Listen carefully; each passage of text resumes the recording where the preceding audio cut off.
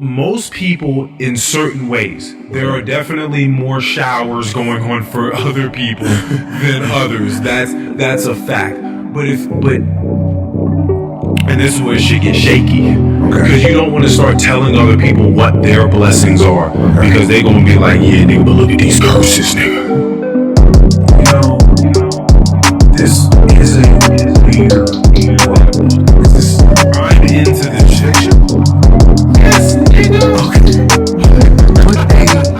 What a blessing to be able to go to your local grocery store and buy alcohol. That is awesome. Yeah, I know. I saw some people out there that were experiencing probably not the funnest spectrum of drinking alcohol. Well, what I mean is that in the state of Maryland, alcohol is not sold in grocery stores. It's only sold in liquor stores. Now, some might ask, why am I complaining? Because I live right across the street from a liquor store, so there's no issue with me going there. But part of me just feels like I kind of miss the privilege of having a grocery store that has liquor in it. I'm sorry, alcohol. Oh yeah, I was about to say. No, not liquor, just wine and beer. Yeah, I mean, in the assortment again, I was walking down and it gave me exactly what I was looking for. I just looked up and they had a banner and it was color coded and it said, if you're looking for sweet, refreshing, go here. If you're looking for full body, go like here. And I was like, oh, like that. Okay, well, if it's gonna be that easy, so then they made it really easy on me. So I walked over and I saw that this was. Hold on a second. Since you asked, sir. Gold bottles, ace of spades. Definitely not. This is called Phantom. Is that for spooky season? Spooky season, yes. I wasn't really thinking about that, but maybe subconsciously it worked itself on me. Maybe. Phantom Chardonnay. Hold on a second. Go ahead. All right, Phantom Chardonnay, Clarksburg, California. Oh, I thought you were about to say Maryland for a second. No. Oh, y'all got Clarksburg? There's a Clarksburg in Maryland. This is not from there. We call it the Phantom, a ghostly figure that wanders the Bogle cellars at night. I don't know what that means. Fleeting glimpses of muddy work boots and blue jeans, then gone. Does the Phantom really exist? Yes. Has it inspired us? Absolutely. Aromas of honey and vanilla rise from the glass, transforming into flavors of golden apple and pear, while spicy caramel notes whisper of French oak fermentation on the finish. Wow. Phantom. So I read that and I was like, yeah, man, I can get this. Oh, you read that at the store. Oh, okay. I definitely read that at the store. Yeah. So I know that I know that you get in the Total line. And you got this from where again? I got this from Giant. Good old Giant. You know who also has a really great selection is the Harris Teeter. Yeah. Yes. Yeah, the by where we used to live. They used to have all the shit in there. Yeah, those are the three places that I would go. And then there are also just wineries. Yeah. Because then you go to wineries and you get something it's just them. It's their winery with their grape fields. It's awesome. I went to a winery 2 weeks ago.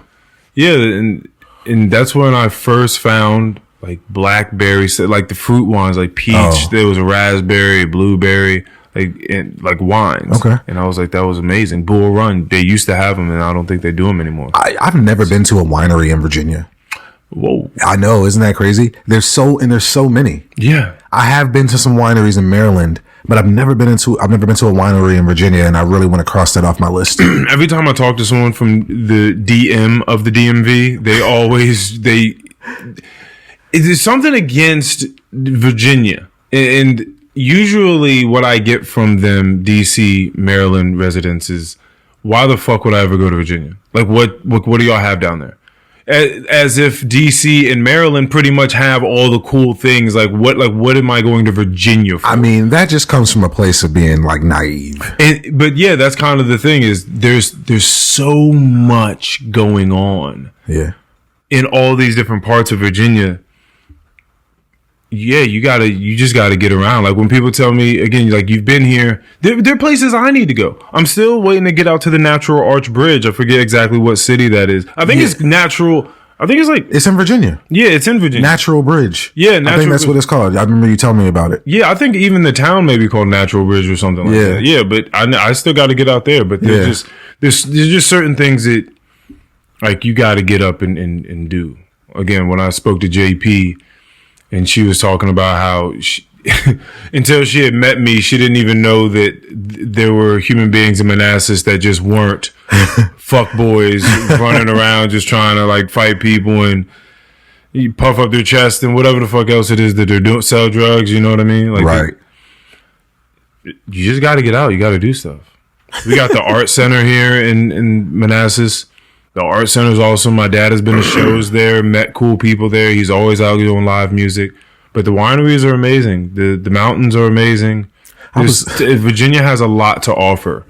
I'm gonna get back to that. We're gonna get back to that in a second. But I was thinking about your dad today when I was at the barbershop, and I was just I was looking. It's so random. I was looking over at this other kid that was getting like his haircut had a real sharp shape up, and I just started thinking about people I know that don't really like give a shit about shape ups. Hold on a second. You don't know how funny this is. You're bringing this up, bro. I just went the other night to see the movie Smile. Right? Oh, how was that? It was good. It was another movie where I felt like it was cool. Hold on. Let me ask you this, because I listened to your take on Barbarian. Yeah. So was this a movie that's worth bringing up again outside of the? No, I would have never brought this movie up. Okay. Yeah. All right. Like it's cool. It has a lot of good jump scares. Like they do a really good job of letting you know it can happen at any point in time. But I mean, again, it's also a horror movie. But the storyline, so you're never really looking for like a super strong storyline. But when they nail it, it's awesome. But this wasn't one of those. Like and I knew it towards the beginning that the end was going to get a little iffy. I knew it. I just knew it. And it did. It got a little weird. Okay. But overall, to me, it sort of seemed like a statement, like a mental health statement. It is a lot about mental health. It's about a therapist inside of a hospital, and she witnesses someone kill themselves. Like pretty much during one of their sessions, or their very first session, actually. And what you find is that a curse has sort of been passed on her. And like it's always a curse. And that is the curse, right? Like one has to kill themselves in front of someone, and then like the curse like moves on. And there's like clearly like this demonic possession sort of thing going on. And they're trying to find a way to, stop the curse, right? Stop the cycle. It's cool. It's cool. But again, I would never bring it up again. What I will say is this. There was a gentleman that was working the concession stand outside of the actual theater.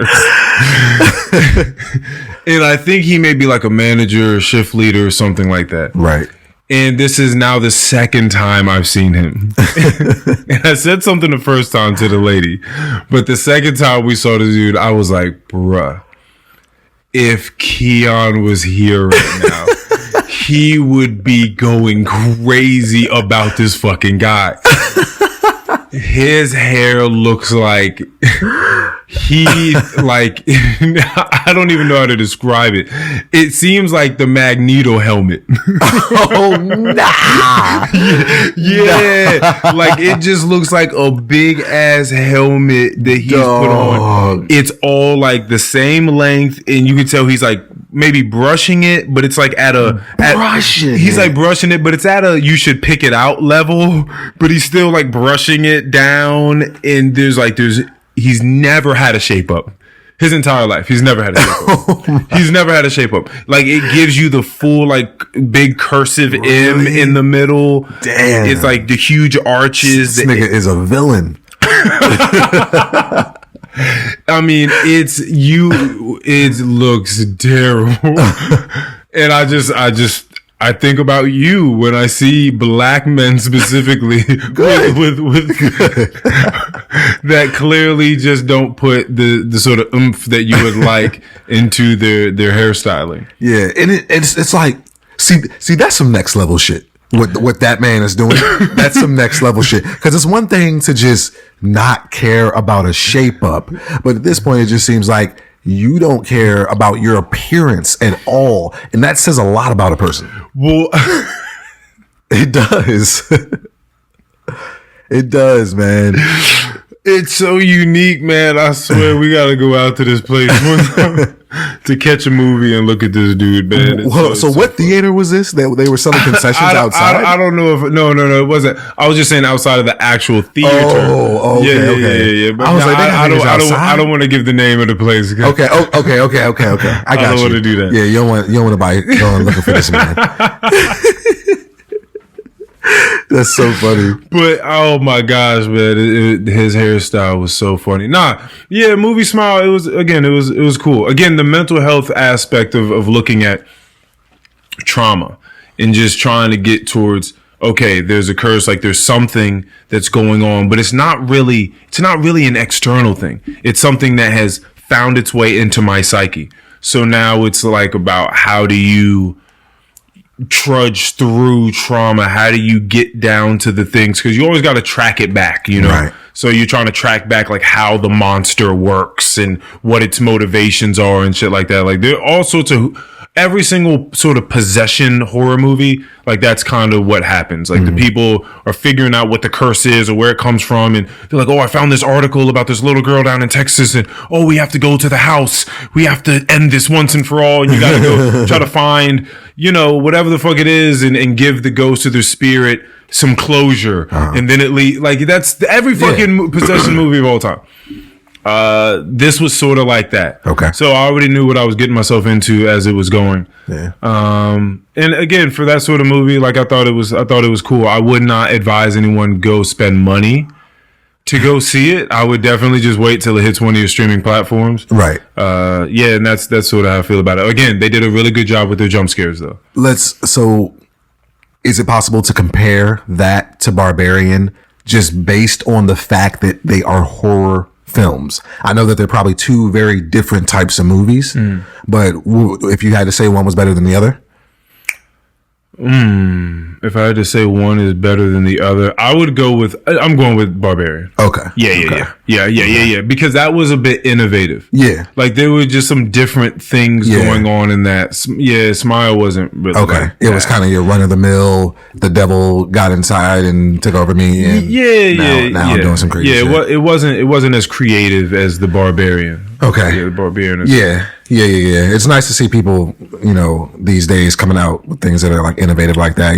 Shout out to Jordan Peele. Shout out to Stokes for being here last time. Yeah, for sure. Yeah. I wasn't here for that, but shout out to Stokes for being here. He's really excited about what he's got going on. He's excited about the I have to send them to you if he hasn't sent them to you, but not only Decay issue 3. I don't know if you've gotten that. I don't think I have 3. So that's the newest one. So I read both of these back to back. I told him. Okay. That one, as well as he's starting his new series that's going to start coming out soon. I think that's going to be in like January or something like that. Okay. I might be misspeaking right now, but that is called Intrusive Thoughts. That's a whole different I saw him tweeting about that. Yeah. That one looks pretty cool. Yeah. Shout out to Stokes, man. That one has potential for sure. Stokes is like one of I think he's a hustler. He be hustling. It's so funny you say that because he was trying to fight against this claim that he's all about hustle culture.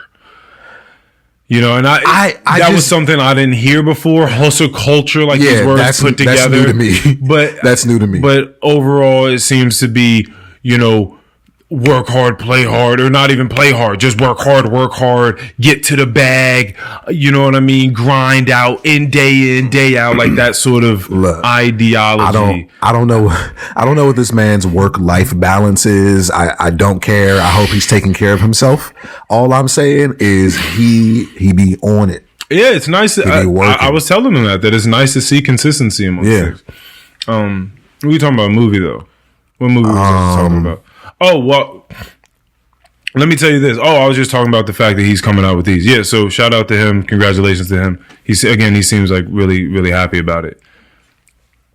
I tried another horror movie. Well, it's not a horror movie. It said it's like eerie. It's suspense drama, I think. Are you doing this because it's spooky season?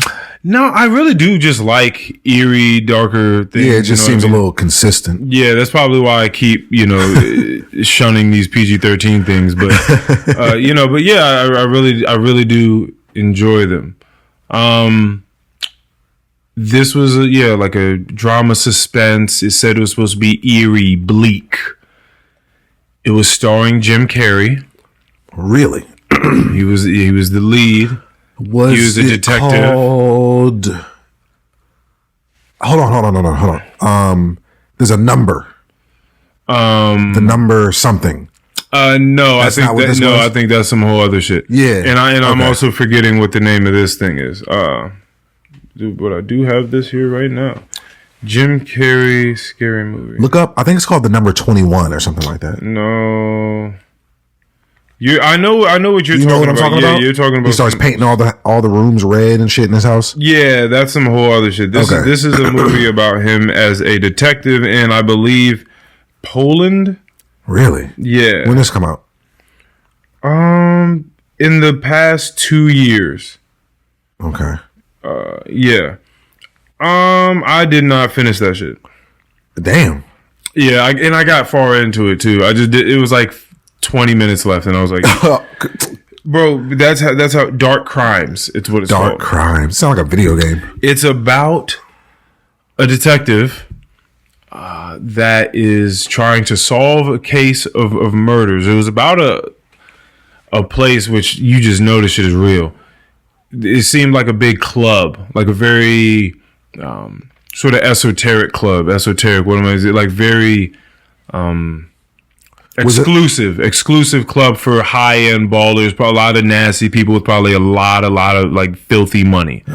And it just seemed like the roughest of whorehouses. Was this in black and white?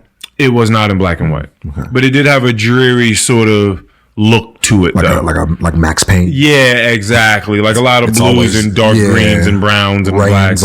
Rains a lot. Yeah, exactly. He's got the same energy. He's got a bunch of family issues.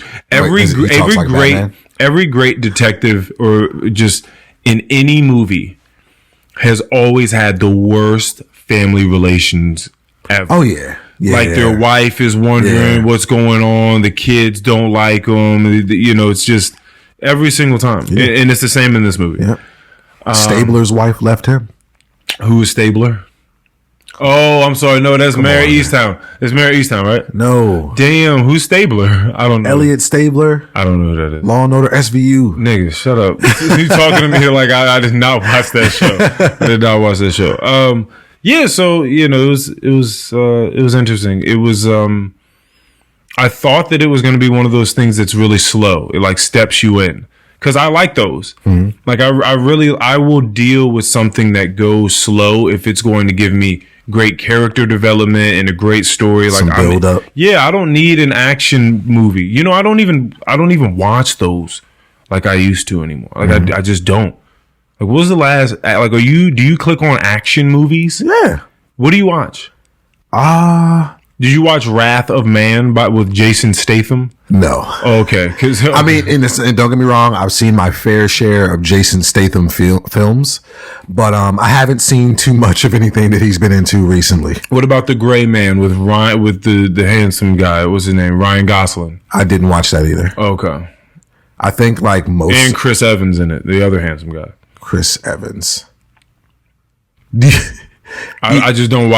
But this is why I say, because I don't want it to seem like I'm being a snob about these things. When it comes to these movies that I'm saying like they're cool, like they're good. They're good. Like while you're there and what you're watching is fun. Like it's cool. It's a personal thing that I do like to walk away with movies and just like think about them. Like, wow, like that really made me think about something. That's just me though. Are you going to see Black Panther? I'm not going to like go out of my way. When it's available to stream, will you watch it? Yeah, I'll probably.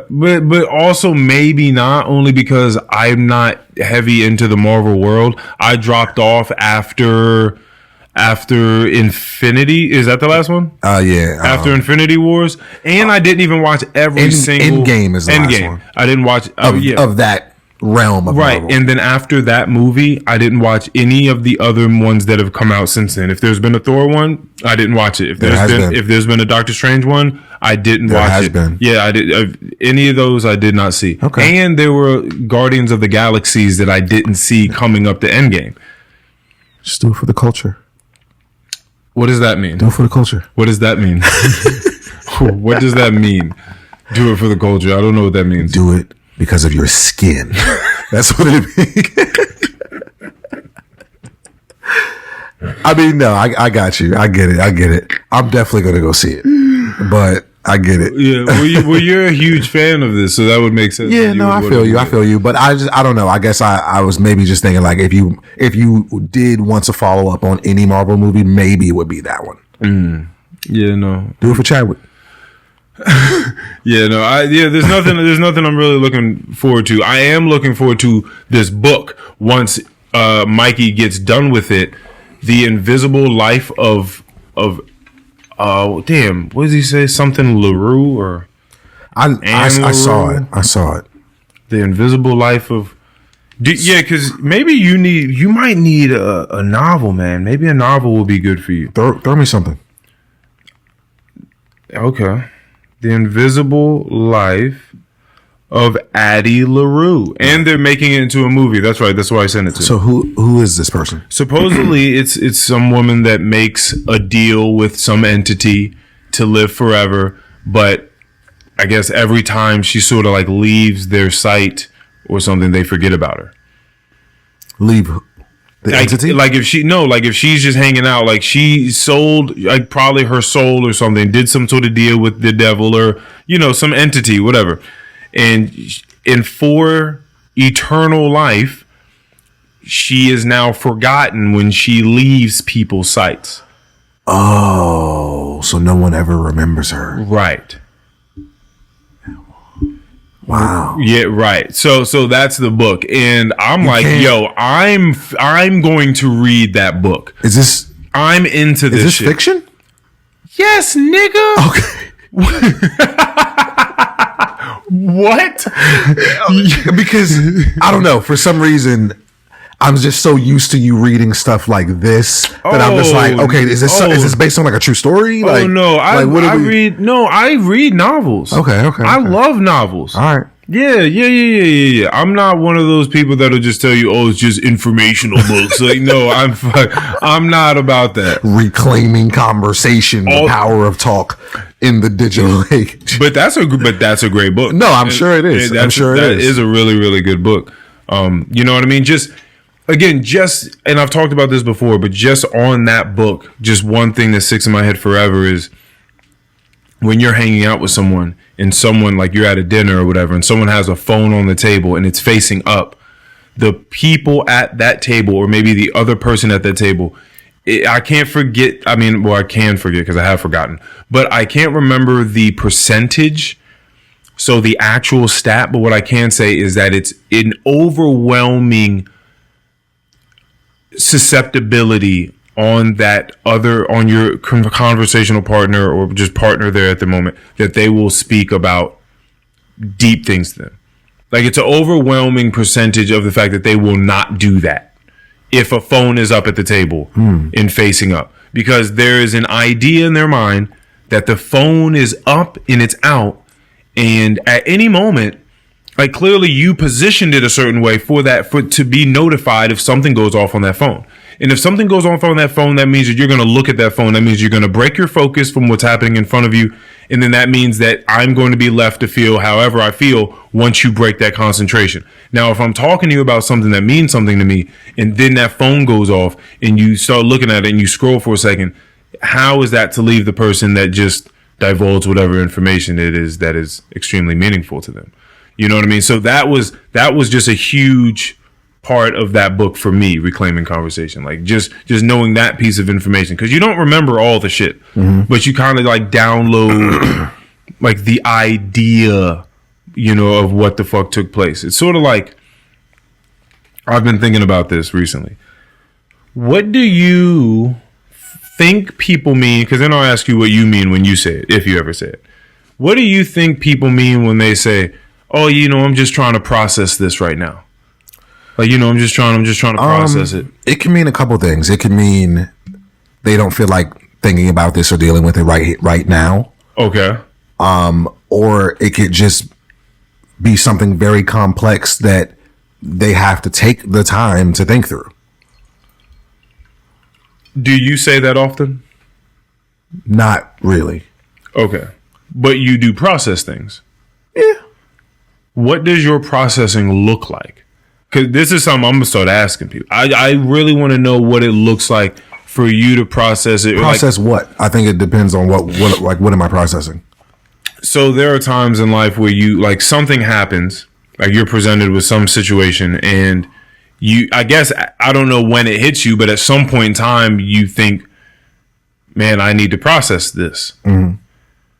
Whenever that happens, is there a certain state of mind you have to be in, or a certain place you like to go, or is it just like, what does processing it look like to you? Because I'm trying processing it. Yeah, I just think it looks different for people. Like, if you say you have to go process something, is that just something you're going to do? Or is it like a car drive? Like, do you like to drive your car? And like, is that when things happen for you? Is it when you're taking a shower? You know what? I feel like if I tell someone that, it's probably just because I don't feel like talking about it or dealing with it at that very moment. Okay. Because I feel like most things I'm able to make a decision on, you know, relatively quick. Mm-hmm. You know what I'm saying? Now, I'm sure there's a lot of things out there that, like, how about this? Most times anyone's ever offered me like a salary at a job, I tell them that, you know, I want to think on it. Mm. You know what I'm saying? But a situation like that is something I'm going to go home, talk to my fiance about. You know what I'm saying? Like, just kind of like, I want, I guess, a second opinion on something like that. You know what I'm saying? Mm. Like something, but and not a lot of things. What about things that are like deeper, that have been like hurtful to you? Hurtful. And like needing to process that So more of an emotional type of situation. Yeah. You know what? You know what's funny? Shit like that can last a long time.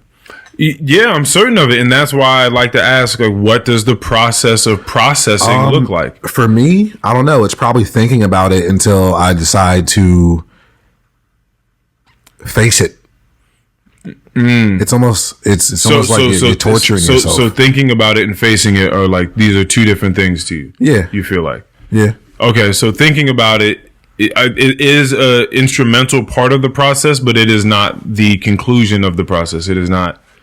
Well, I don't know. I feel like for those emotions, you have to, I don't know, almost confront them. Right. If there's a physical way to do it. Yeah, that's what I was saying. I think that's what's interesting, is asking someone about, like, what does the confronting of your feelings about something look like? It could be having a conversation with said person. It could be just. What if it's what if it's something within yourself that has been shown to you that, like, you know, that you have to break through, like, you have to work on? It's not.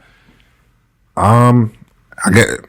If I'm actually going to do it and not just say fuck it, is really just planning it out, taking it one step at a time, just lining out how it is I'm going to conquer this situation, and just taking baby steps to do that, I guess. I was thinking about, like, my processing the other day, and I know when I've been impressed upon by something, whether it be something I read in a book or a conversation I had with someone or a film I watched or whatever it is, I've been impressed upon, and that there's something kind of like heavy weighing on my mind that like I want to process through.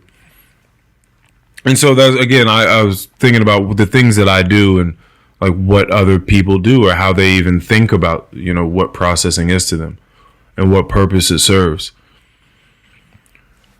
But I think as I begin to talk to more and more people, I was talking to someone the other day, and they kept a lot of the sort of tracks of thought and conversation I have with a lot of people come down to, I understand that, whatever that is, but I don't feel it. Mm-hmm. Like my mind gets the concept, but I can't just move that way. And one of those things is, you can't live for other people. You can't just help them. Like, they have to help themselves. You can't just create change in the world outside of you without creating change in yourself. Like, that's where the true change happens. And people are like, yeah, like that sounds great. Like, I get that. But again, I can't move that way because I want other people to do so well that like I'm going to end up falling into the habit of trying to help them get there. And I was thinking about like wisdom and knowledge the other day and the difference between the two, like the knowing of a bunch of facts and information, right? And then the wisdom, the feeling, right? The real applicable feeling of all this information, like processed and like data from real life experiences with nature processed. And then I feel like that's a much wiser version of a human being. I feel like people, I just think about the tools that I have for like processing information. And I think, man, if I didn't have these, I don't know what processing would look like for me. Again, when I'm impressed upon by something, I'm like, there's something in that. I need to process it. I guess I need to go like hit the gym and like get on the Stairmaster. That usually helps me think about stuff. Like when I'm doing cardio, exercise, hit the sauna, sit in the sauna for like 20 minutes. Super, super fucking hot. It's like 190 degrees in there now because they like fixed it up. Now it's like super. I used to spend like 35 minutes in there because it was like 160, 170. Now it's 190 and that's super hot. So, but either way, sitting there, classical music, like meditating through this heat, like that helps information be processed. And the way that it looks in my mind is, yes, I think about it. So this is why I'm asking you all these little questions, because I definitely think about it and I try to hit it from as many different perspectives as I can. But I also just let the feeling sit there. Like whatever it is, like if it's uncomfortable feeling or like I was being an asshole, felt like I was arrogant, especially a lot in the past, or whatever it was, I was nasty, just some part of me that I don't want to do and I would need to file down. I'll just sit in it. Like, you know what I mean? And just because it's a humbling experience to just sit in your shit for a second and just feel that. What is sitting in it? Like thinking about on purpose. Like bringing that feeling up, like knowing this is what happened, this is what I did, this is how I treated this person. Now the feeling that comes with that thought is not good. And so sit in that. Like feel that. Sit and feel that and just let it add what I think is like another layer to you. And I think that when I have processed information this way, just knowing when I have to process information, just knowing when there's something there and be like, all right, I need time to just like meditate or stretch or do whatever, or just sit and think and breathe. I know that there are like layers being added to my whole being. Just like layers being added to it. And I think that helps you get from a place of understanding something with your mind, but not feeling it. Like not it being consecrated in your being. You know what I mean? Like knowing that thing now. Feeling that thing. So after you sit in it, does it go away? Yeah. I think to a degree, for sure, because... Or does it become trauma?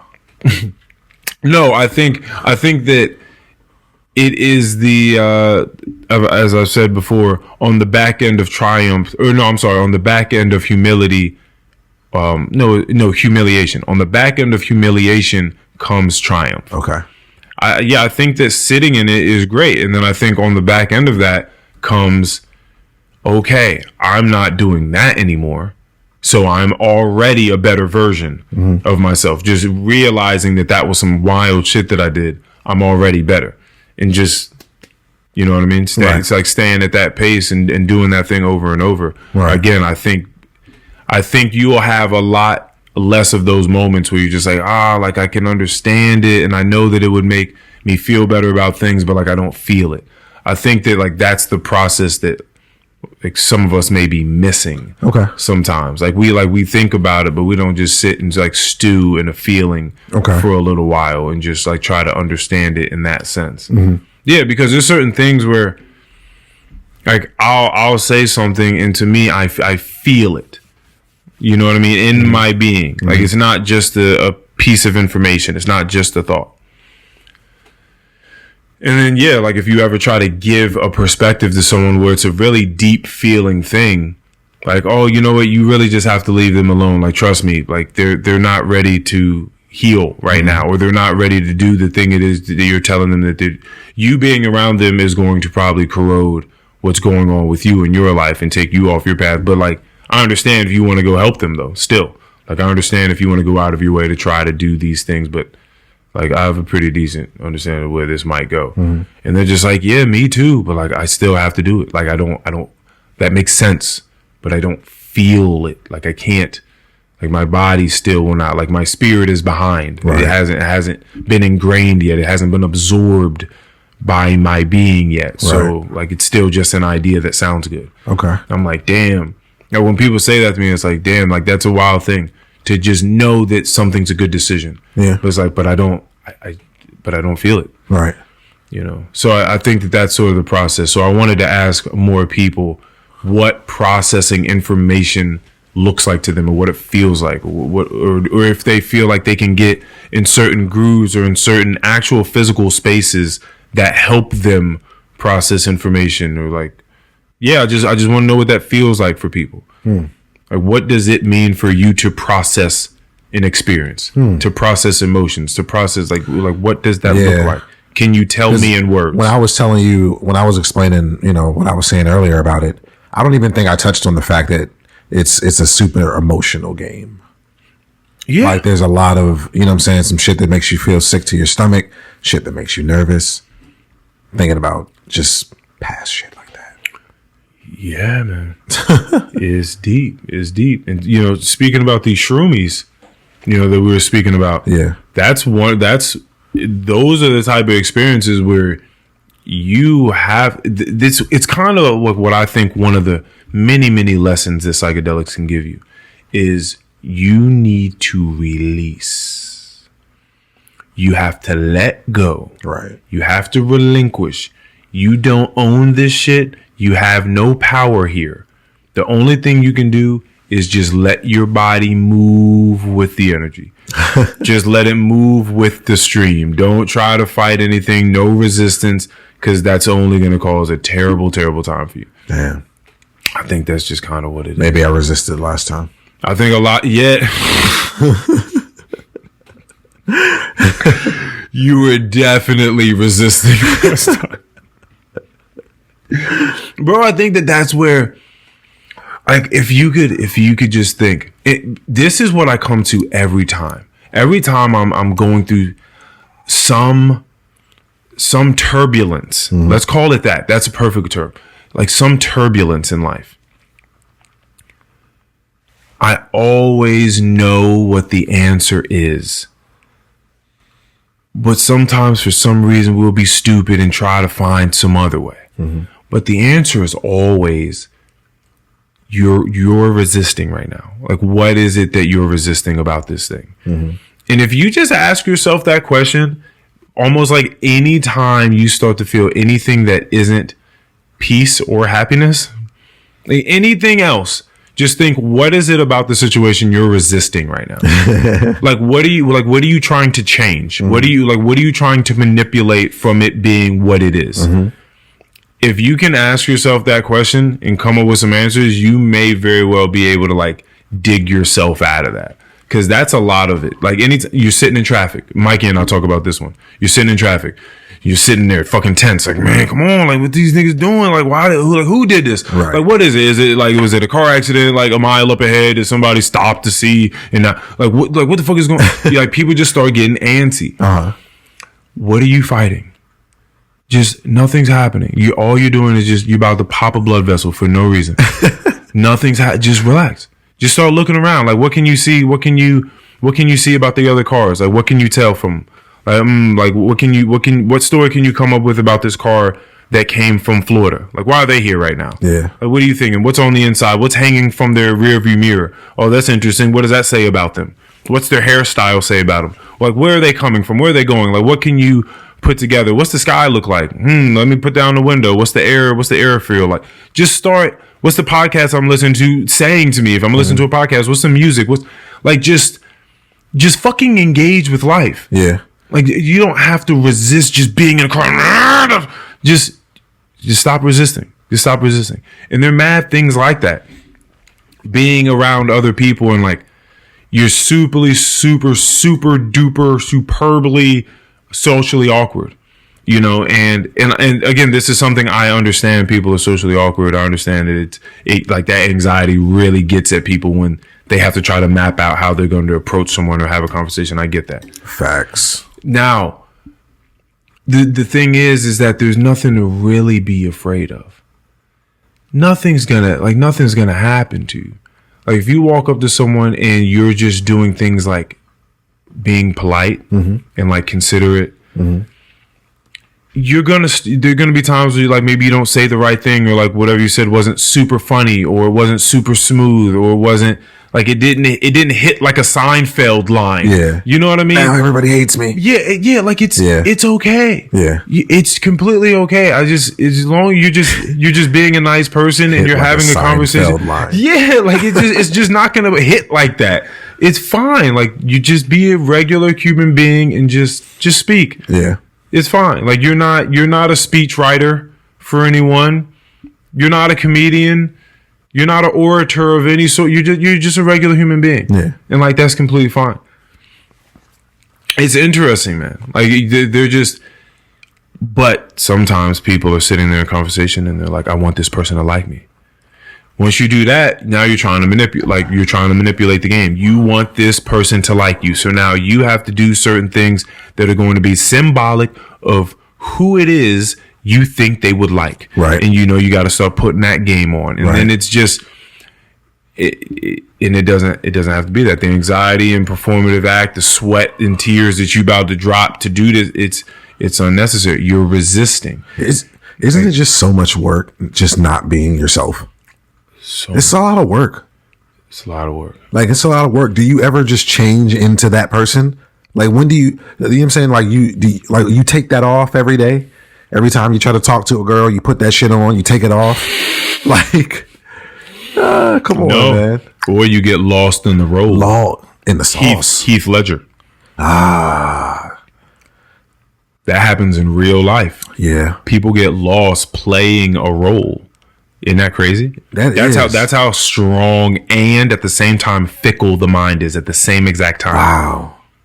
You can create a whole role for yourself, become that thing, and didn't even know that you became that thing for real. Wow. You just live in that lifestyle now. Yeah, that's a good point.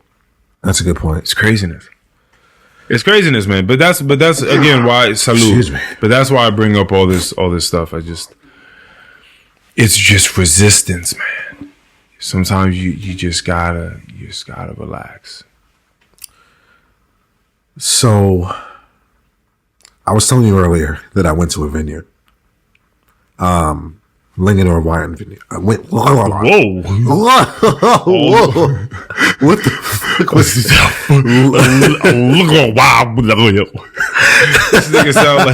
This sound like you had reversed the recording of yourself and played that shit out.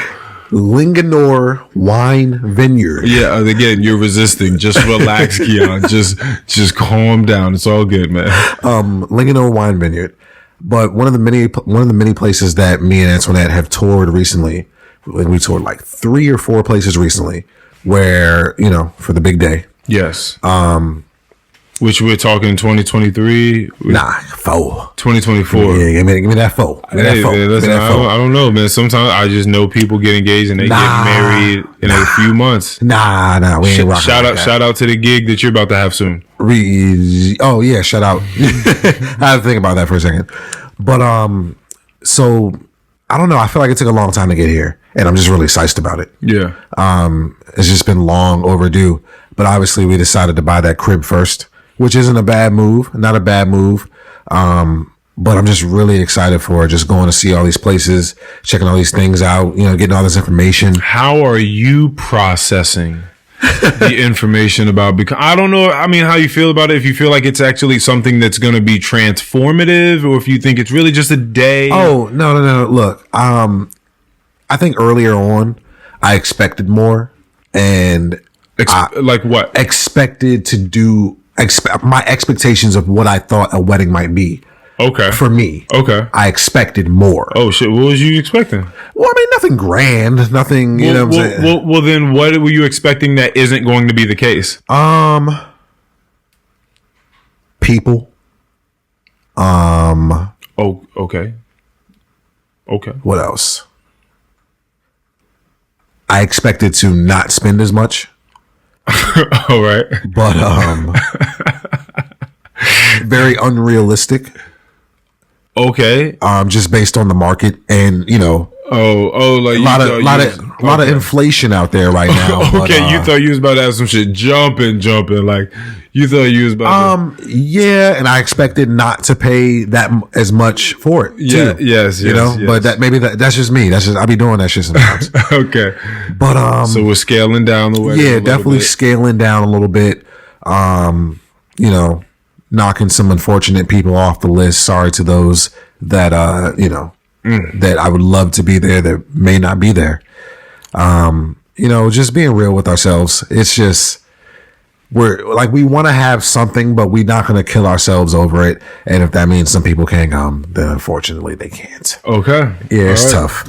But in the grand scheme of things, we're doing less than I thought we might do, but still, trying to make sure that we have some elegance about it. And what are you expecting as far as the relationship goes, like post marriage?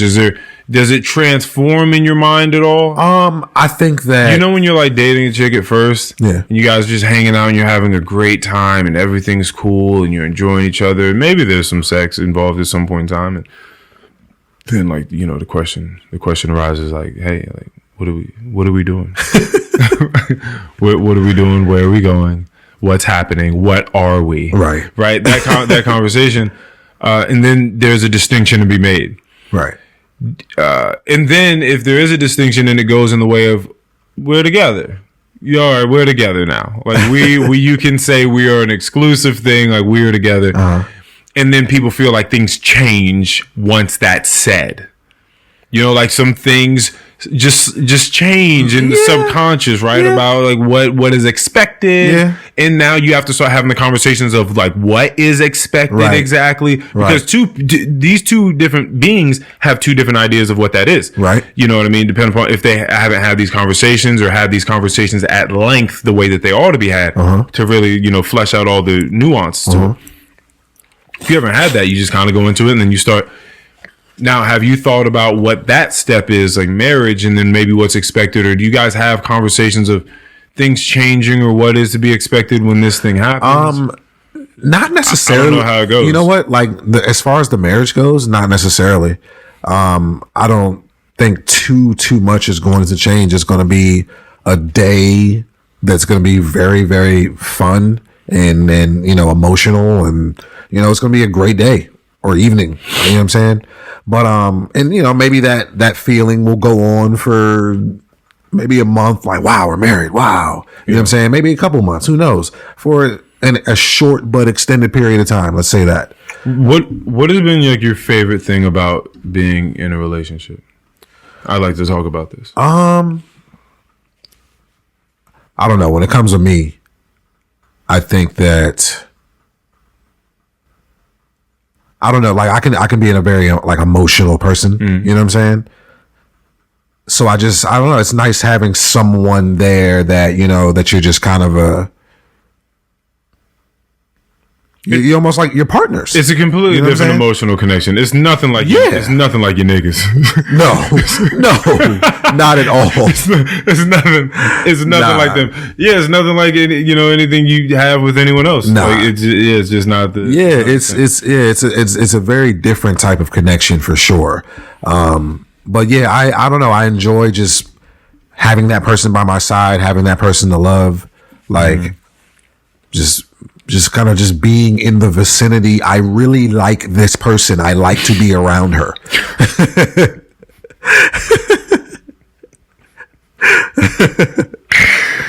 People don't know how deep that is. Yeah. That's a profound statement. Yeah. Like, I really like to be around you. Like, yeah. Yeah, a lot of that I believe also has to do with resistance. That's something I've learned, Like there's always growth to be had for everyone. But, as far as looking at someone and because it's kind of crazy how it happens. Like when you start to invest more time and energy and like emotion into someone, they become a staple. Well, they definitely become a staple. And just like, my hypothetical friend was telling me earlier, or I was saying was telling me, you want what's best for them. And if, you feel like they're not always adhering to that thing or whatever, now you have a bit more of an investment and you just wonder like, why couldn't you do this? Or like, well, you feel like, like, come on, like you shouldn't be doing that thing. And that's a lot of resistance. It's a lot of resistance that isn't actually necessary. Because as far as I'm concerned, the best, like the healthiest way of doing things just seems to be also the most effective way. It's not like you have to like have clean eating conversations. I'm sort of thinking of like clean eating right now. Like it's not like you have to cut out a ton of foods that you like to eat to be healthy. We can have great conversations and grow from them, right? And it just be like a really nice, civil, pleasant conversation, right? And like that is a thing. It doesn't actually have to get to the point of like screaming at each other or being mean or calling people out of their name. It doesn't actually have to get there. And if you can find someone that wants to get better, like they want to, they're willing to do things to get better, you can trust that in default mode of trust, meaning when you guys go into conversation, you can trust that they are actually there not to win, but to learn. If both people are going into this thing like that, then I feel like you're right. At that point, you are partners. You are real partners working through this, trying to figure shit out together. Right. And then the shit can just be really, really fun. Yeah. It can be really, really nice. So you can just, again, have a lot of the conversations that people feel like are just like, don't touch conversations. You can have those conversations, but there are a bunch of other things that have to be set in place at the same time. The willingness, definitely some skill, definitely read a book or two on like what that is. Yeah. We've spoken about like doing like marriage counseling and things like that.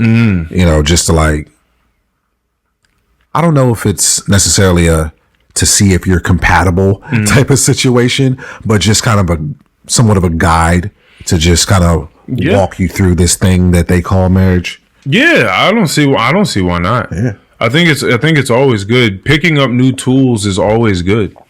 Just see what they're talking about. Yeah. For sure. Yeah. Not like you're locked in. Yeah, you just go in there and see what they're talking about. What sort of tools are they talking about? Yeah. And how are they trying to teach us to be better for ourselves and for one another? what does that look like? Yeah. How good can this get? Yeah. Or what are we really doing here? Like where in what ways am I pulling the team down? You know what I mean? Pulling like the team down. Yeah, for sure. Like in what way? And now you got to go process that information. Yeah. Like in what ways am I pulling the team down? Like okay, I don't want to do that. So it's in these are conversations that have to happen. I think that would be cool. Yeah. It's pretty much like the reason why I left my last main relationship. You know what I'm saying? Before this, like, and granted, I was super young. We both were super young, and trying to navigate some shit we really wasn't ready for at all. Just trying. Out here, as they say, trying to be grown. Out here, but niggas was not grown, dog. No, niggas was a smidge. Yeah, for sure. That. No, niggas was not grown. Nah, that's good. Yeah, nah, niggas was not grown. Yes, double it up. Double it up. Niggas was not grown. Yeah, but like, I've always been responsible. You know what I'm saying? So of course, I'm doing, sticking to obligations, making sure shit is taken care of. But eventually, dog, you start to realize that the shit just really ain't there. It's not. There's qualities that are missing. You know what I'm saying? And of course, these are obviously things that have been spoken about. But I guess when you get with someone that just isn't willing to change, it's not really there for you. Yeah. And what's more interesting is that after we separated, it was probably the best thing that could have happened for both of us. It's really cliche, but we both grew a lot away from each other. Shit is wild. Man, if you can't be with someone and they allow you to be who you want to be, and you can't allow them to be who they want to be, and you guys can't find a way to do that harmoniously, like really work together to try to figure out all the nitty gritty of like what being a human being is, and trying to help that, trying to understand what the resistance is, if the resistance ever comes, like realizing it when it happens. That's what journaling's about. That's what meditation's about, to try to figure out when these things pop up. Okay, I'm angry. Okay, let me think about that, because I'm putting anger on me. Like I don't have to be angry. I can just understand that there is a moment that is overtaking me at the moment. Like that is all. Like there's just this influx of this emotion at this very instance, but I can move past this. I can just understand it. I can process it and move past it. Mm-hmm. I don't think that most people should just, there are a lot of trash relationships. For sure. I'll just put it like that. For sure. I don't think that it's just a noble thing that people should just try to go after. I think that a lot of people would probably be happier if they were alone.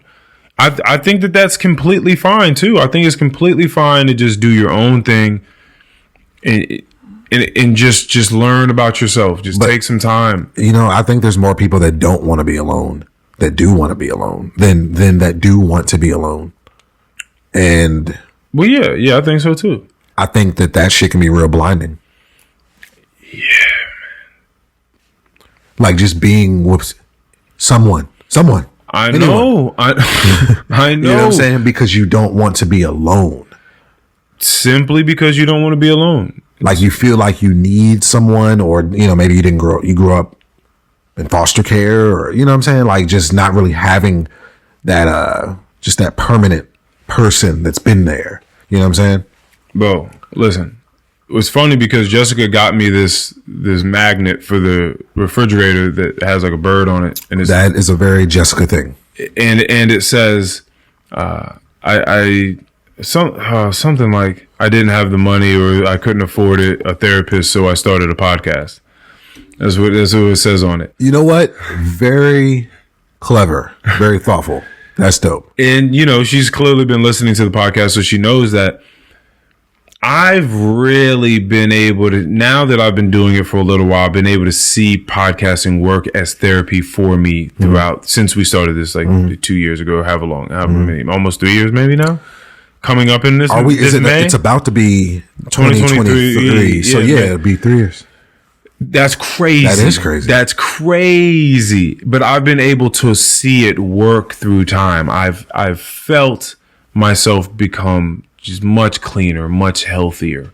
That's version. Just getting, man. There was a lot of thoughts that needed to get out, and like that first probably 2 years. there was a lot of thoughts, man, that had to fucking get out. But this goes back to the people. I know that people have so much to process. Wow. Like I was just, as I watched this movie, what was the movie I was just talking about the patient, the therapist at the doctor? Smile. Yeah. Is when I watch things like that, or I talk to people like Dr. Paige Johnson or Dr. Paige Montford. I'm sorry, Johnson. Where did that come from? I know where that came from. Dr. Paige Montford that came on. I like that. When I say that prefix, Dr. Paige Montford. Yeah, say for that, sure. Dr. Paige Montford, for sure. Let's go. Shout out. And I think about other people's mental health and like the other, just the very large spectrum of mental health. Uh-huh. And I think about what it's like to be me and to do this thing that I love and to express at the same time and to just have good people in my life and to have a warm place to sleep or a cold place if I need that, with a fan and oil diffuser and candles and memory foam mattress and food if I need to get money for whatever I need, car to get to wherever I need. Again, good friends and family around for whatever I need or whatever is going on. And like that's my life. Mm-hmm. My life is it's just nothing but blessings. I'm just bathing in blessings every day. It's just nothing but beautiful stuff going on around. What does that feel like? But that's what's crazy is like, what does that feel like? And what's crazier is like, what does the antithesis of that feel like? What does the opposite of that yes, what does the opposite of that feel like? And I know that there are people that shit is just, some things are just broken. Yeah. Like they're just switched or broken, or just their wires are frayed, whatever. There's just some other things going on, and they can't bring themselves to see just raining blessings every day. Like that's just not life. And so for me to go to sleep that way and wake up that way and go through my day that way, it's an insane thing. And like, let me finish this point real quick, because if you can talk to a partner about this, that the option of living life with a much better lens on it, right? Through processing information, it's all coming together now. Through processing information and living experiences holistically, and wanting to understand those and aligning yourself with other people on that playing field that want to do the same thing. You can then carve out a healthier, happier way of living every single day, but with another person. And you all can both be on the same objective, trying to do that thing. And so when I ask you what your favorite thing is about being in a relationship with someone, I think what's fascinating is figuring out how to maximize life with another person. That's a wild fucking endeavor. Yeah. Like trying to figure out how to maximize life, but with another brain attached. Hopefully another brain that you respect, trying to make this thing happen. That's a wild fucking thought. Is it possible that can be done without necessarily liking that person? Is it almost like a partnership? Like you need this motherfucker for this for this particular venture to work? No. But again, the thing is it is what it is. You can do your own version of that alone. You could do it with this person. You could do it with, you could find another person. I don't know about this whole the one thing. I'm not, I don't die on that hill. Like it's the one, like it's someone. It's someone. It's the one you chose. Like, but I don't think that, and I understand why it feels that way as well. Like why it can feel like there's no way it could be anyone else. Like it's just not. It just wouldn't work. There are a lot of people in the world, and like you just have to keep your mind open to that understanding. There's so many people that would make so many impressions upon you, and for you to think that the one. That everyone found the one in their city. Right. Like, you know what I mean? That like went to their school or their church or their, like, come on. I get it. I just feel like there are things that human beings can learn that would actually help them connect with many more people. Maybe not necessarily on the level where you guys need to try to be life partners, but it would open you up to a lot more people, and then you could hone those skills even more, and you'd be able to pair with more people because you wouldn't be going through so much of your own shit that gets in the way. Like if you could just see that person as that person and what it is they're doing and the things going on through your mind that you want, you know, changed about them for whatever odd reason you would like it changed, or whatever the case is, whatever your sense of resistance is, that's yours and yours alone. But if you were able to get out of your head and again stop trying to manipulate the whole world, then you could appreciate many more people on so many different levels. So I don't think it's like the one type of game. At least that's a little. I'm a romantic in the literary sense, but that's a little bit too of the romanticism for me. Yeah. The one, I don't know about that. I just think that the circumstances were not right in another situation. Yeah. Yeah. And one thing, and you know what's really like about relationships is that it's so easy to focus on like the bad. You know what I'm saying? Yeah. It's very easy to focus on the bad. And it's very easy to just get caught up in that. Well, what you want to do is because you want to be able to tell what the ratio is. Yeah. It's like, you know, do I fucking hate my life when I'm around them? Which is why what you said was profound earlier. Like, I like being around you. Yeah.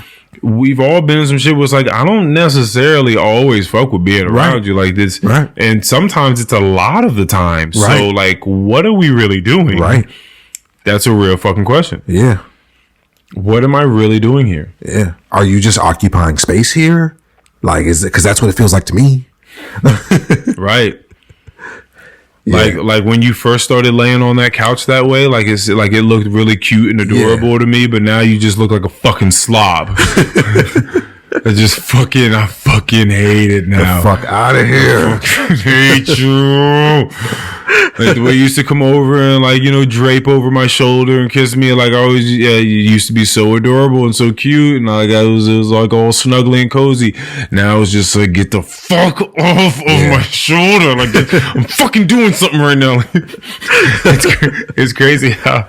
How shit changes. But think about all the relationships people have where they don't even realize the shit is happening in front of them. Oh, well, like those changes, like that diminishing of value. Yeah. Oh, that's rough. Like, imagine just coming. That's spooky. Yeah, it is spooky. Like spooky. No context clues, no body language, nothing. Like you don't understand how you got here. So many people say that. Yeah. So many. How did we get here? That shit's cliche. It's a cliche. Like, what happened? Like this was so out of left field. Like this came out of nowhere. Yeah. But so many people say that. It's like how does so many people say that? Are they just playing victim, or are they just really that ignorant? There are definitely those people that are playing victim for sure. Then there are definitely certain people that are super ignorant. Yeah. They're like they don't pay enough attention to be able to see the cues. Yeah. Shit just going over your head. They gloss over all of it. Yeah, that's real shit. Very black and white vision. Yeah, that's how people cheat on people too. Because like they gloss over details. Right. So then people that are good at covering details and looking at details, they cheat because it's just like, this motherfucker don't look at nothing. This motherfucker don't look at me. He don't look at nothing that's going on. Right. He don't pay no attention to nothing. Right. Like, he's not gonna fucking notice. Right. That's a real thing. It's weird. Yeah, man. It's just, man, I've cultivated something through time, man. I'm trying to tell you. It's like a real fucking gratitude. I told you about that time I cried in that restaurant because, again, keep in mind, I was completely sober. Keep that in mind. Nothing in my system, probably for months at that time, super sober. Right. And I'm just sitting there and I'm thinking about something super nice that someone told me earlier that day. And then something super nice someone had told me like the day before. And I'm just like, man, this ain't life for everyone. No. Like, it's just not. Right. And this isn't like I have to go into this to make myself feel better. Like, Earl, like, you're such a cool person. Like, you have these. It's not braggadocious in the slightest. It's not that. It's simply an acknowledgement. You know, when people want people to acknowledge their privilege, but then sometimes people acknowledge their privilege and it seems like they're kind of bragging about the privilege. This isn't that. I'm just acknowledging that my fucking life is awesome. Like that, like, it's just an acknowledgement of, it's just blessings. Like, just waking up and feeling good. Like, my body's not going through a bunch of shit. Right. And I can stretch and I can meditate, and it feels great to do those things. And whoever's going to hit my phone up that day, I know it's going to be a pleasant situation. Yeah. Like, that's awesome. Like, that wasn't always the case. Sometimes someone hit my phone and I was like, oh fuck. Like, what the fuck is this going to be? Like, that I've been in that position. That's not the position anymore. When I see people out in public or my job, whatever the case is, like, they're good interactions. I'm learning from people. I'm listening to people. And I've been able to get so far into the moment that, like, because again, thinking about impermanence is something that I do. I practice consciously thinking about the fact that lights could go out at any moment. Right. Like, I think about that. Right. And I process that information. I think about it, even though when people first think about it, it may make them feel uncomfortable. I sit in it. I'll sit in it and I'll think, like, wow, like, all this stuff that I experience every day, like it can really just be done any moment, like, any day. And so you just start looking at stuff differently. There are things that I used to complain about that now make me happy. How crazy is that switch? Not that it doesn't bother me. It makes me happy. I was sitting in the sauna the other day and I'm fucking sweating out, enjoying myself listening to classical music. But, classical music isn't just like, it's not blaring. It's not a bunch of snares and bass and stuff like that. So it's not overtaking your hearing at every point in the song. Sometimes it gets really low. So you can hear things going on outside of your headphones. There are two niggas having a conversation about, both of them, I think, being veterans, and, their different understandings of, like, the wars and coming back to the States and getting into certain businesses outside of that, and then talking the business. And I'm listening to this, and I thought, I had a moment. I was like, this would have pissed me off a while ago. I'd have been like, man, like, why do niggas come in here and, like, try to talk? Like, why can't everyone just, like, relax? But guess what? Look at the hand movements I'm doing and the way that I sound. Guess what all this is? Resistance. This is applicable for everything. Resistance. I'm resisting the fact that there are two other men in here having a conversation. Stop resisting it. Just stop resisting. It's happening whether you like it or not. It's happening. I'm not about to fight these niggas and tell them to shut up. Like, it's happening. Stop resisting it. And then the second I stopped resisting, I thought, you know how happy I am that these two gentlemen are having a wonderful, pleasant conversation amongst themselves, as aside from them fighting right now. Yeah. Could be worse. Boom. Boom. Huge paradigm shift. Like, these are two guys and they're having a pleasant discussion amongst each other in a sauna. What do I really want? No, that's what I want, actually. Yeah. That's actually what I want to happen. Would it be cool if they were quiet? Is it because it makes them happy? It makes them happy. It's a pleasant discussion amongst two human beings. And that's cool. That's fine. That's awesome. Would you also be okay if they didn't say anything to each other? Yeah. Okay. That's also a blessing. but they're not fighting. Right. That's great. Yeah. Because that's what I don't want. There's two niggas in here fighting. No. But the fact that they're enjoying themselves, and that's a blessing for them, and it's a blessing for me to see a blessing for other people. Mm-hmm. And so I'm just like, damn, blessings. I know that it's so cliche, like count your blessings, but if you really did that, if you really thought about everything that happens to you every day that could have been different, mm-hmm. every drive you took that could have been a car accident that it wasn't, mm-hmm. every breath you took where your fucking heart could have started pumping and it was a heart attack, but it didn't happen. Right. Your heart just pumped blood regularly.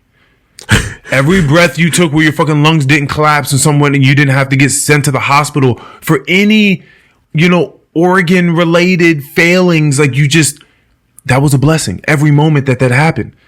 Every time it's a lot of blessings. Someone smiled at you, you smiled at them, and you just had a good conversation. That was a blessing.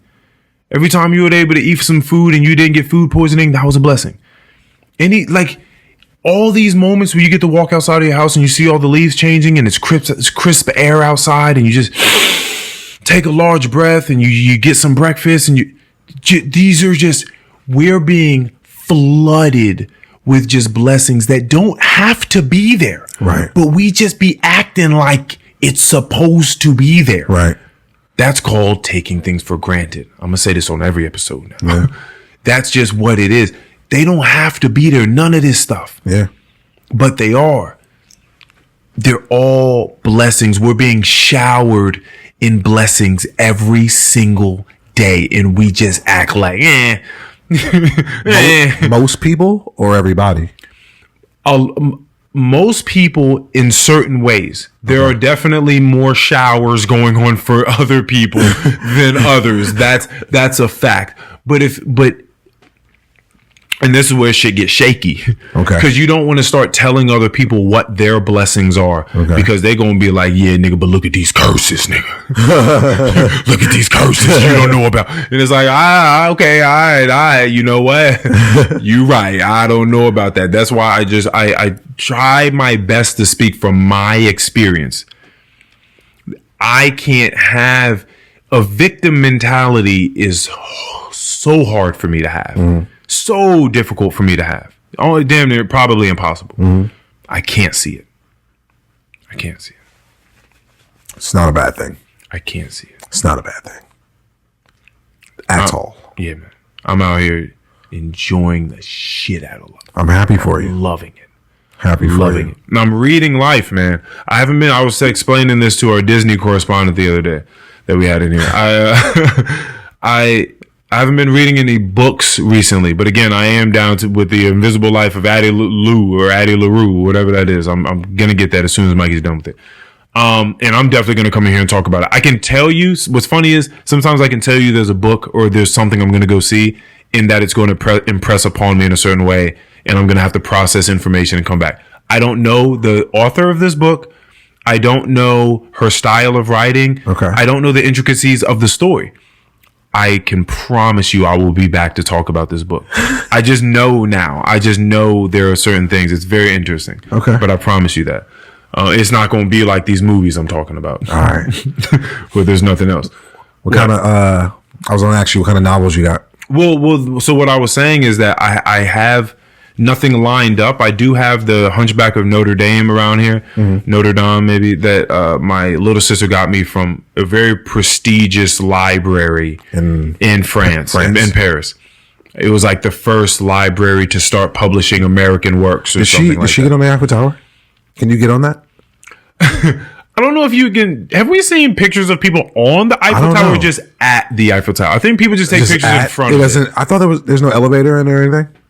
This ain't the Washington Monument. You always want to Americanize some shit. Nah.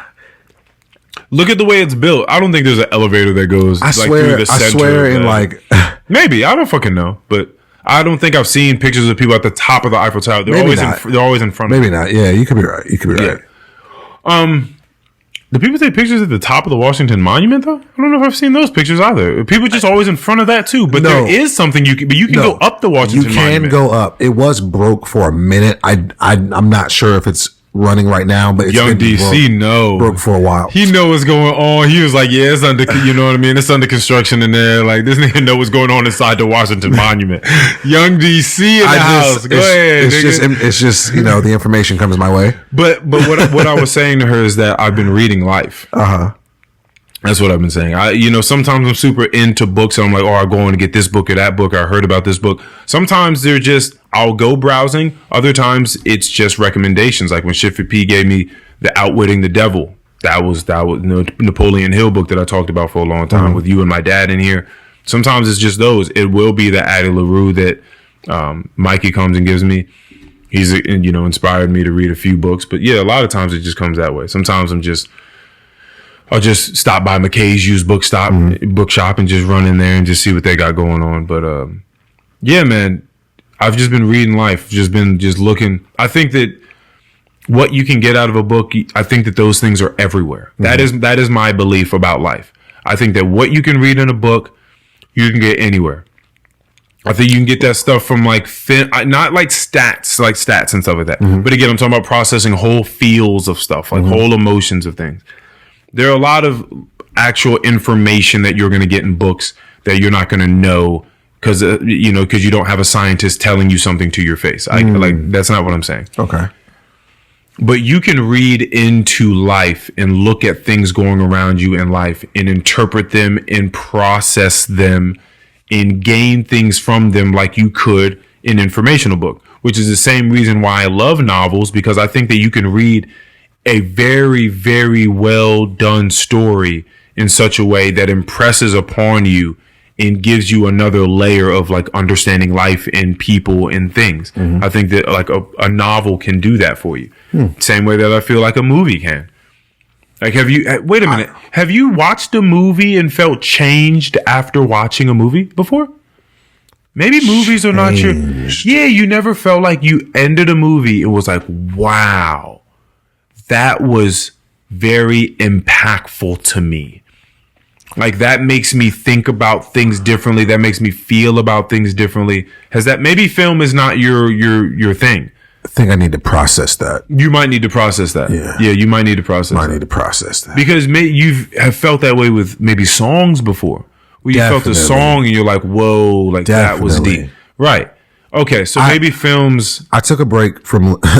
Not took a break, but I kind of stopped listening to the Kendrick Lamar album. I do want to let you relax. I do want to let you know, and it's been like a couple of months now. I listened to it the other day, and God, that album just gives me a feeling. It's like there's a piece of something in the back of my skull where that Kendrick Lamar album lives, and anytime I listen to it, it just comes out to the front and just gives me that feeling all over again. Yeah, maybe you're just more of a sonic sort of guy. Maybe it just works for you more. Dog, I get chills all the time listening to music. Yeah, chills, feelings of like just different physical feelings. Like all the time listening to music. But just films don't ever bring that out of you where you just like ponder on them for days. Not just because you want to tell people that was a cool, scary movie. I mean, like ponder on them like that. That makes me feel differently about something. I'm not gonna say it hasn't happened. I just couldn't name it for you right now. Okay. All right. Yeah, it works. It works very interestingly. But I think that again, that's just something you can sort of read. I think that again, answers and things. I think it's sort of like magic. I've talked to you about this before. That's truly how I look at it. I think that it's like magic, and I can't explain it really.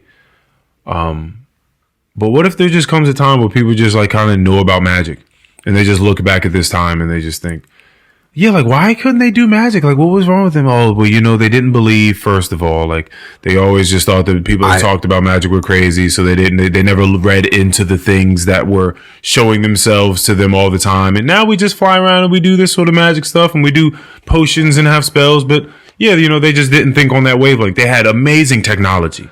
Oh, 2022, they had amazing technology. They were coming out with great things that were really innovative. They're pretty primitive now, but they were fantastic for the time. Now in the year 3000, we do things like this. I think that we're just going to look back on it like another piece of history. Kids are going to be looking at it in books like, wow, that's how they got that done. Yeah. Like, just like we did. Like, why were people trying to take away like gay marriage rights? Right. You know what, like, what the fuck was that about? Right. Yeah. Isn't that crazy? Yeah. You know, we're going to, some kids 1,000 years from now might read about it and just wonder like, man, it's amazing how they were able to do such a thing, or why would they do such a thing? Yeah, for sure. It's gonna be a lot of that. I definitely think that it is. Life is sort of magical. Who was this guy, Kanye West? This guy's, man, what's going on? What happened? So much controversy. Yeah. So many thoughts. So many albums. So many shoes. Like the music, it was great. And then what happened? But you only ever hear terrible things about him. Yeah, for sure. Yeah, his legacy is going to be kind of crazy. Yeah. Yeah, and again, and here's the thing. I didn't know how bad things were getting. So I like posted a clip today on Instagram and I used one of his songs, Black Skinhead. And then Duty comes home and he tells me all this shit that's going on with Kanye. And I'm like, oh shit. Fuck. Like I probably look like I'm having a political statement or something like, oh, I'm fighting for Kanye. Do you care? Do I care that? Well, here's the thing. When you're out of the loop of things, you can do something and not know it's offensive.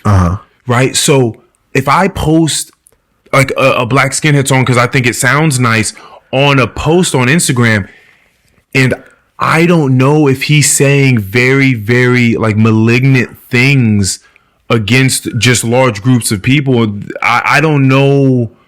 Like if I want to play the music that week, I don't know. Like it's a rough spot because I just want to play the music. I'm not, necessarily into all this stuff. But then after I hear that, and I don't even know what the things are because I'm not actually reading any articles. I'm not listening to his fucking interviews because I don't care to listen to him. So I'm not even up on the crazy shit he's saying. So I may just be playing his music and people are like, oh, really? You fucking with Kanye? And I'm just like, damn, I just wanted to play this song because I felt like it went well with this clip. Are you worried more about the offense of it all or are you just kind of thinking like, oh, damn, I didn't even know like that's what was going on right now? Well, I mean, I certainly don't want to offend anyone, right? You know what I mean? Again, if whatever he's saying is like hateful things against Jewish people, again, I don't know what's going on. No, and I get that part. I'm just wondering how many people would actually be offended just simply because you used one of his songs on a post. Yeah, you never know. And I'm also not really that invested in what the people are probably thinking about it, to be honest with you. I mean, right? Because again, I got my own life, right? And then like, that's not really what it'd be different if you like put a picture of Kanye up and like just put a long, thoughtful ass post about how you agree with everything that he's doing. That would be something completely different. Or you put up a Kanye 2024. Okay, you know what I'm saying? All right, well, that's great because what you're letting me know is that I'm overthinking the situation. So thank you for that. So I don't really need to be thinking about this anymore than like if I put up a post and I put the song "Good Life" behind it, niggas don't give me shit. I don't know. Maybe I'm having a good life. Right. Maybe I'm more so in support of T-Pain. Yeah, maybe. Yeah, I forgot. Like, I mean. Yeah, Kanye, he's on some shit right now. Like he's doing a lot right now. But like that's not, like I will go listen to Through the Wire right now, nigga. And not feel bad about it. Oh man, that doesn't mean that I agree with everything that comes out of his fucking mouth. It just means that that's one of my favorite albums of all time. Yeah. Oh, so maybe that another album that like made you feel something, made you feel a certain way about things. I think that it was just a complete like almost it was just I think that damn, I'm trying to think of the name of the album. My mind's just Late Registration? No, not Late Registration. The first one. Oh, College Dropout. Yeah, College Dropout. I think that at the time when that came out, I think it was just a completely different sound that nobody had really. I mean, don't get me wrong. Kanye definitely, I'm sure he's influenced by people, by artists. But I think it was the first for me that I really got into that type of hip hop sound. No hip hop artist was really sampling that many old soul beats. Right. And soul artists like that. So like, when that came out, it was just I gravitated towards it. It was a different kind of sound that I really, really appreciated. Yeah. Yeah. I don't like all of Kanye's albums. I can tell you that. I don't like all of Kanye's albums. When did you drop off?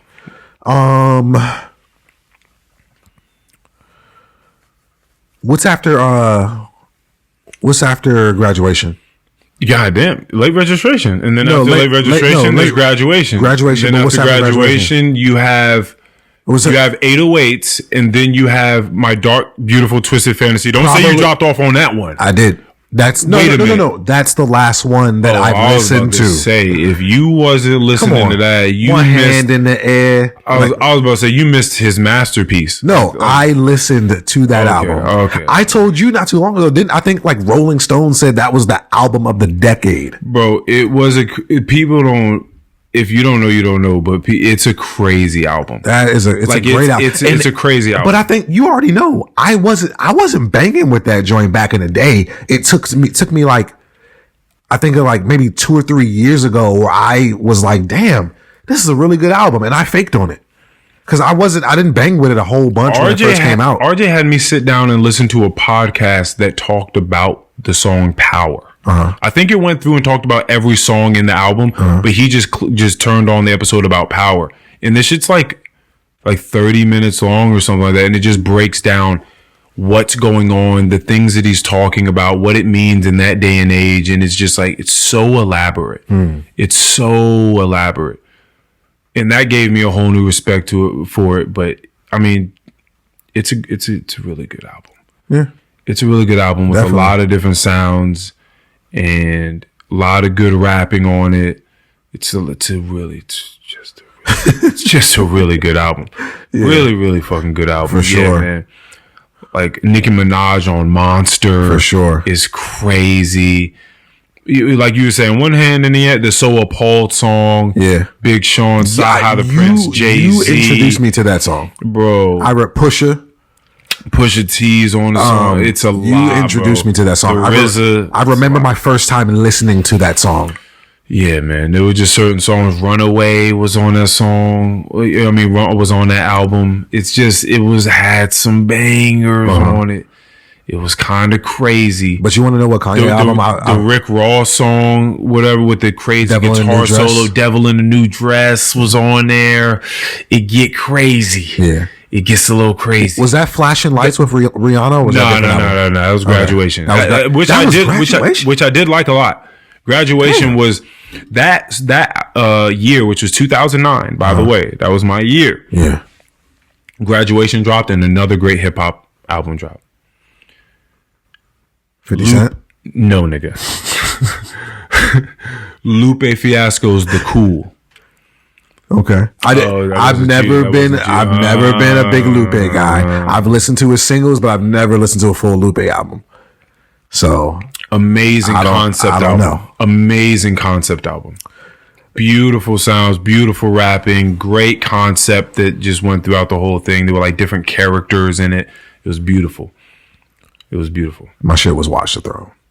Watch the Throne was very cool. The Throne. Just to name an album that is insane. To have a golden, whatever the fuck, golden album. Like it was just golden on the front of it. It was like a golden throne. Watch the Throne. Ham, Niggas in Paris. Yes. Otis. There was Gotta Have It.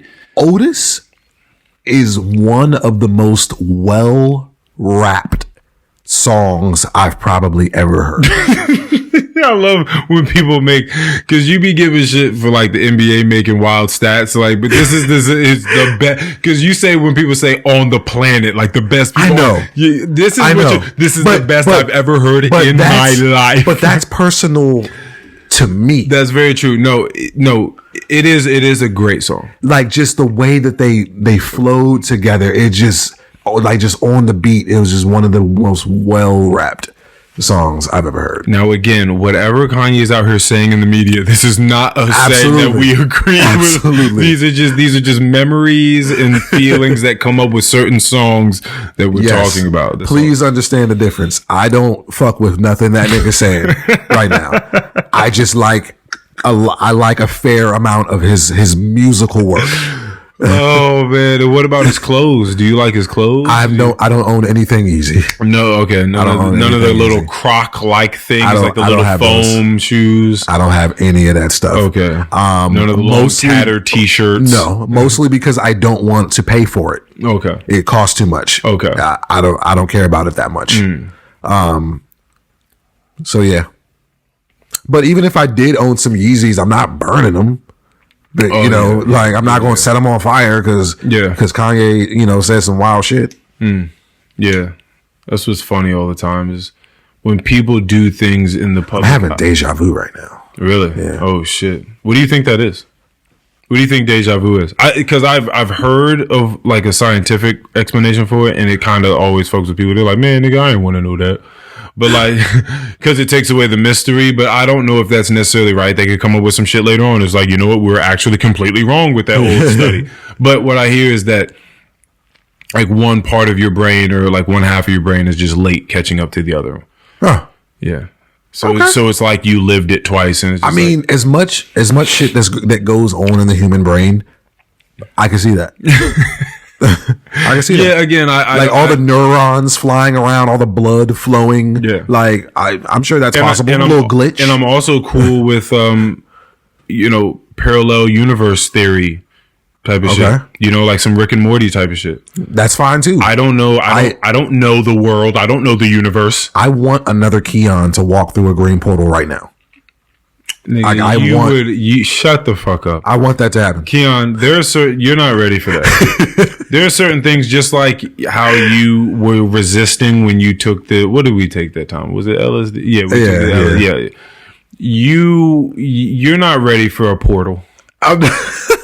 No, and you want to know why? Why? Because the psychedelics are a portal. That's why. The psychedelics are a portal. They are a portal. And you did not like that portal. Not at first. Actually, not for most of the time, right? You didn't really enjoy that the first time. I think the first few hours. I got used to it eventually. But you didn't enjoy it is what I'm saying. Yeah, I don't think that I got the experience that a lot of people talk about. Yeah. I don't think I got that. Yeah. This nigga was not happy. Like, I don't think I experienced what everyone usually experiences. Well, I don't think it's an everyone thing because there are a lot of people that be capping about things that are going on with them. You have to make room for liars. You always have to make room for liars. Okay. And then there's going to be people where it is a very... I saw a fucking Tyrannosaurus Rex crawl out of my ass. I swear it happened.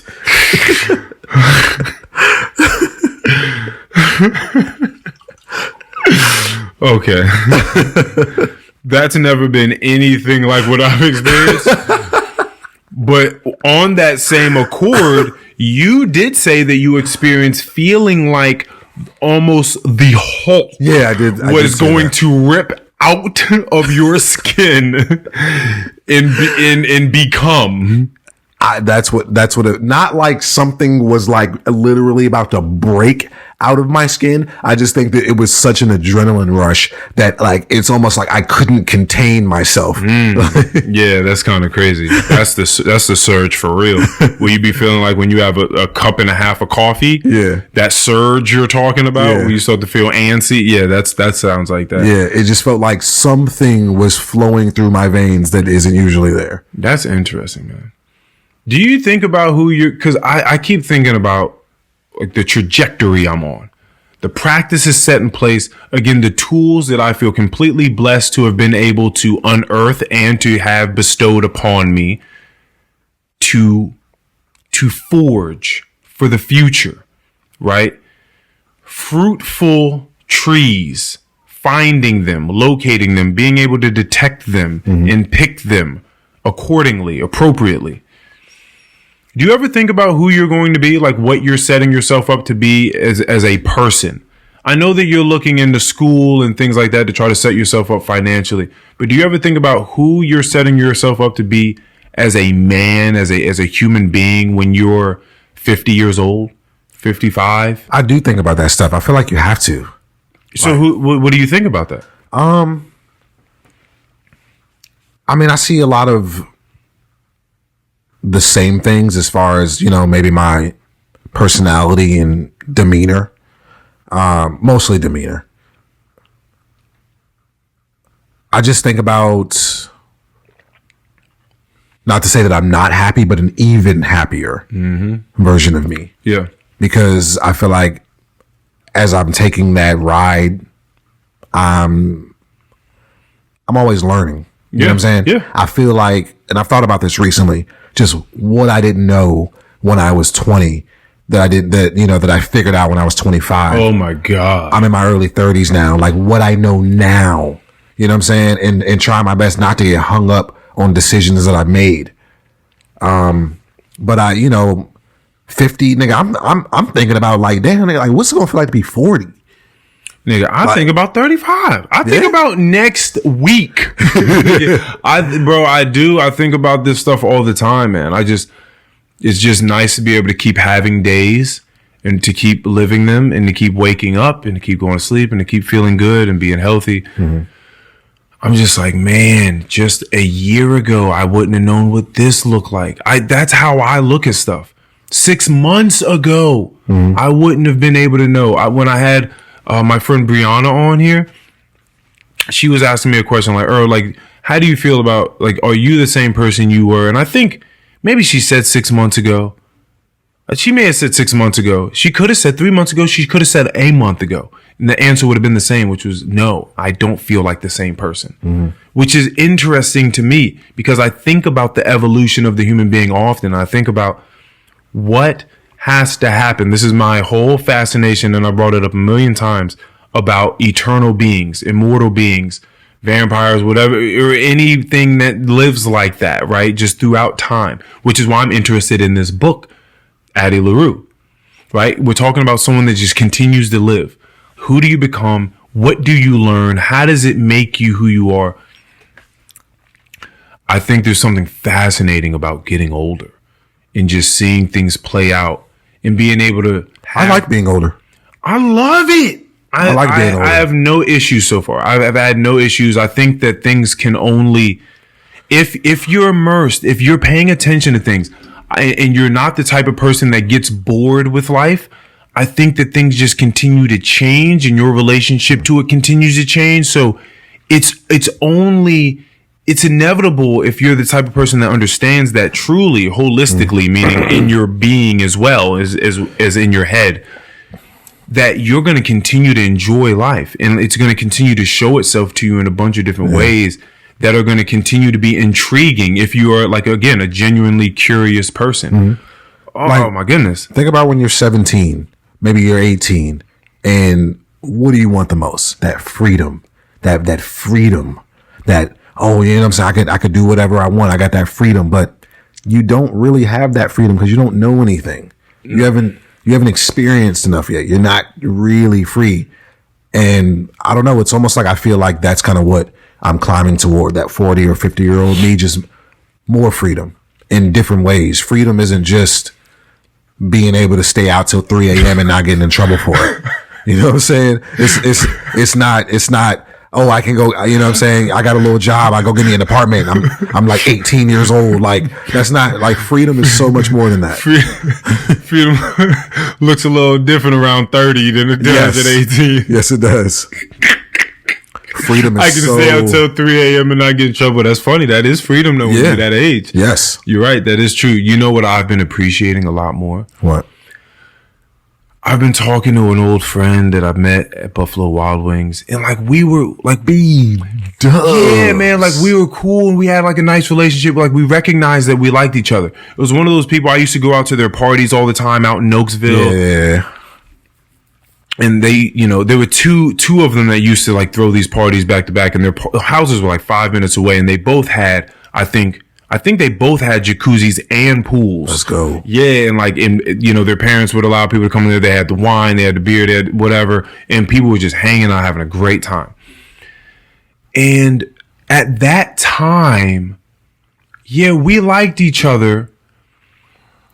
Her name is Lindsay. Awesome, man. She's so smart, and she does what she does her dream job. You know, when you meet people that do their dream job, you're talking to like a different type of person, because you're talking to someone that like day in, day out does the thing that they love to do the most. And they just speak a little differently about life. And she is an art conservationist. She's been wanting to do that since she can remember. And she went through, it takes a lot of money and a lot of privilege to be able to do this thing because they don't make a lot of money. And but it's also takes a lot of determination because it's extremely difficult program to get into. Yeah. And seems like a small field. Yeah. And she just conserves art. Like they just get art through their museum and it has a bunch of different stories and comes from all over the world. And she learns all this stuff and she preserves it, whatever it is, whether it's clay or it's just like solid gold and silver or whatever it is. She preserves these things and she has a great appreciation for it. But the reason I even bring her up, because that's all just a sidebar. The reason I bring that up is because we gained more of a relationship being outside of the workspace. Once I moved away from Buffalo Wild Wings and she moved away and continued to go through school and things that she was pursuing, we would touch base every now and again, FaceTimes or call, whatever the case is. When she was around the area, we'd call or we'd hang out, go out somewhere. But we keep finding our way back to each other. And now it's kind of like stronger than it's been in the past. Like we're talking pretty frequently now. This is something that you wouldn't know until you get older. But growing with friends is an amazing feeling. Like growing with other people and being able to continue to learn about them as they grow and like learn about their experience and the things that they're learning and the things that they're doing, and coming back and touching base with people and seeing them grow and seeing your relationship with them mature through time is like, it's priceless. Yeah. It's such a cool thing to be able to have people around that you can just, that I'm going to talk to them probably until the day that one of us dies. Right. Like we're going to keep doing this thing throughout our whole lives and just keep talking to each other about what recently changed. What's going on with your son? What's going on with your spouse? What's going on over here? Oh, this person got sick. Oh, I heard this person passed. Like you're going to continue to do life with other people. Right. And the more pleasant and genuine, deep connections you have with human beings and you're doing that thing with all these people, it's just very deep and it's very priceless. It's a very beautiful thing to watch happen. Right. It's very, very beautiful. I don't know anything else quite like it. Watching your relationships mature through time. It's very, because they take so many turns. Yeah. They take so many turns and people grow and they come back and it's different. It's fascinating, man. And I'm just thinking about all the decisions that are made by the people in those relationships that could have caused them to divert at any point in time. Any point in time.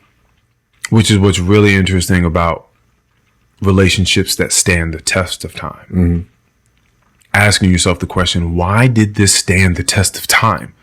Like, why do we still fuck with each other so hard? Like, why do we rock like this? Like, well, you know what I mean? It's very interesting. It's very, very interesting. It's just something so beautiful and precious about time. Something precious that time lends to us as human beings. Because a lot of times people think about time taking away from people.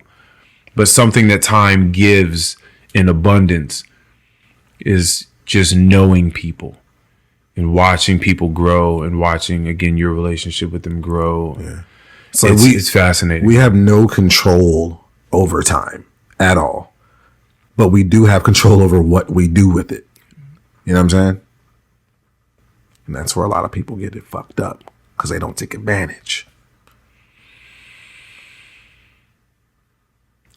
All right, and that's episode 143 of the Any Last Words pod.